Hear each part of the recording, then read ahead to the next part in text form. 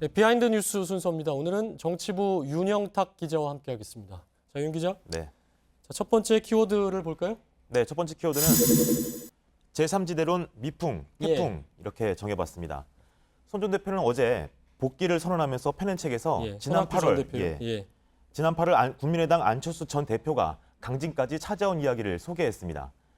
새 당명을 포함해서 모든 당의 운영을 손 전 대표에게 열겠다며 사실상 전권을 주겠다고 말했다는 겁니다.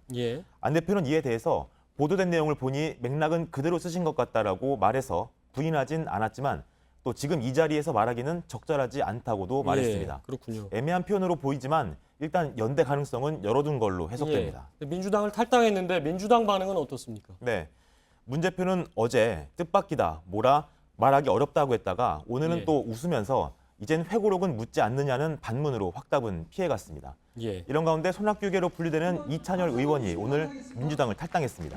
추가 탈당 움직임은 일단 없지만 새누리 비박계나 김종인 전 대표 등 비문재인계 인사들은 개헌을 고리로 한 제3지대론에 찬성하고 있어서 손학규 전 대표의 움직임이 제3지대론에 어떤 영향을 미칠지는 좀 더 지켜봐야 할 것 같습니다. 어제 정계복귀 선언하고 합류한 현역 의원은 이찬열 의원 한 명인 거죠? 네, 일단 오늘까지 움직임은 그렇습니다. 자, 두 번째 키워드 볼까요?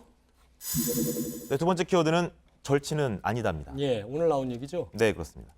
먼저 최순실 씨와 함께 두 재단 관련 의혹의 중심에 선 안종범 청와대 정책수석은 최순실 씨에 대해서 모르는 사람이라고 했습니다.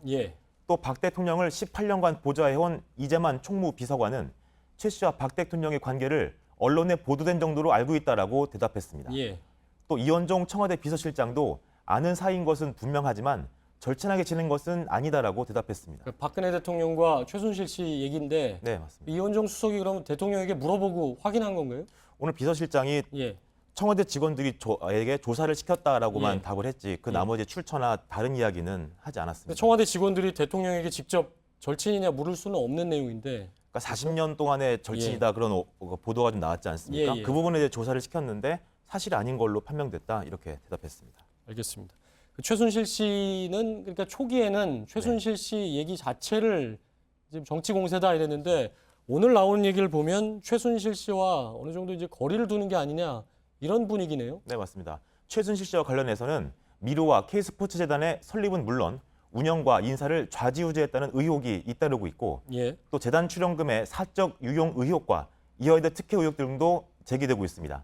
청와대 참모들이 한 목소리로 최순실 씨와의 관계에 거리를 두는 것은 어제 박 대통령이 두 재단의 설립 과정에 문제가 없고 또 불법 행위가 있다면 엄정하게 처벌하겠다고 밝힌 것과 무관치 않아 보입니다.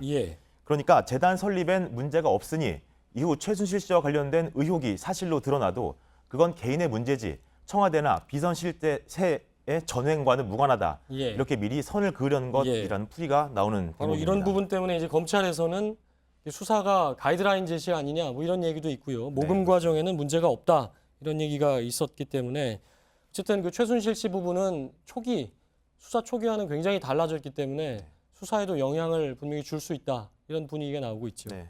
자, 정치부 윤영탁 기자였습니다. 수고했습니다.